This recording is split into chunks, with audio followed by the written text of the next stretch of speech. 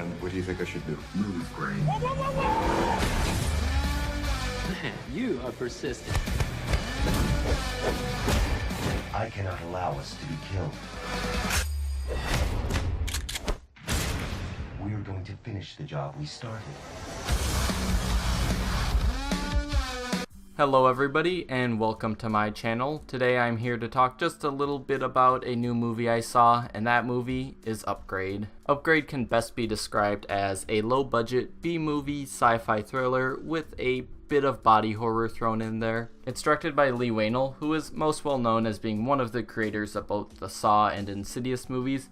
Of course, he's the one who wrote those films while James Wan directed them, and as usual, the director is the one who gets all of the credit. Upgrade is not the first film that Whannell has directed. His first one would be Insidious Chapter 3, but this is his first kind of original film that he both directed and wrote, so it's pretty much his own baby. The movie is about a man named Gray Trace and his wife Asha, who are attacked by muggers after a car crash. Gray's wife is murdered by the muggers and he is left paralyzed from the neck down. A billionaire named Iran offers him the chance to test out an AI named STEM that will allow him to walk again, so long as he keeps the project a secret. Gray agrees to this, but things go horribly awry as he ends up using his new AI to track down the one responsible for his wife's murder.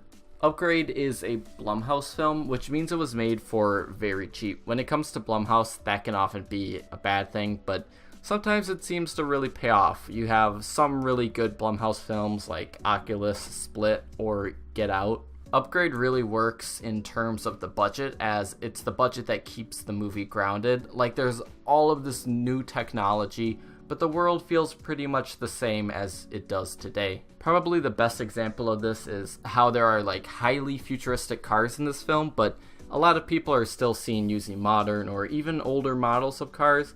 It manages to feel a lot like the world is still in the middle stages before it progresses into the, I don't know, like Jetson style of future. And I'm sure that a lot of the reason for this is because of the limitations of the budget, but it results in something that's kind of really unique. The plot of this movie is really just your basic revenge plot. It's not anything revolutionary, but it's exactly what it needs to be. It puts more focus on the world building than the plot itself, which is probably for the better, as that's probably the film's strongest aspect. Another really strong aspect of this film are the fight scenes. The fight choreography is both really well done and often funny. A lot of the humor of the movie comes from what you see in the trailer, with the AI STEM taking over and making Gray do these horrible things when he has no control over his body.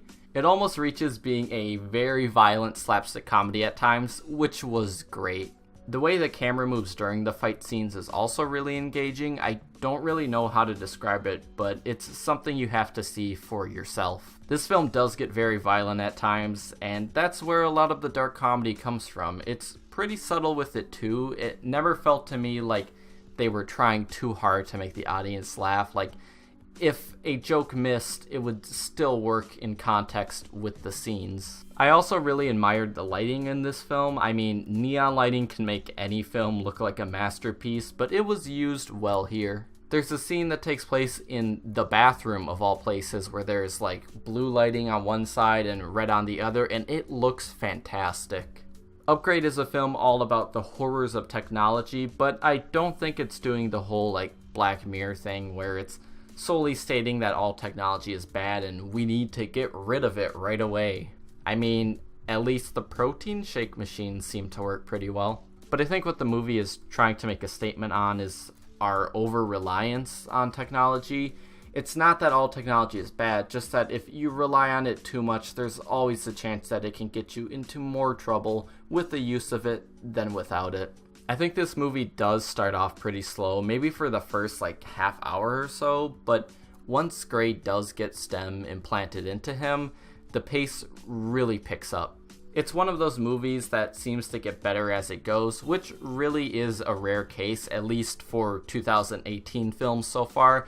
2018 has not been the best year for movies. Upgrade may just be a B-grade sci-fi movie, but it's a very good one at that. It doesn't deserve any points for originality, but makes up for much of it in its execution. I would recommend this film to anyone who's a fan of sci-fi, action, or probably even horror movies. If you enjoy any three of those genres, there's a safe bet that you'll get something out of this. Thank you all for watching, and I hope to see you all again soon. Goodbye.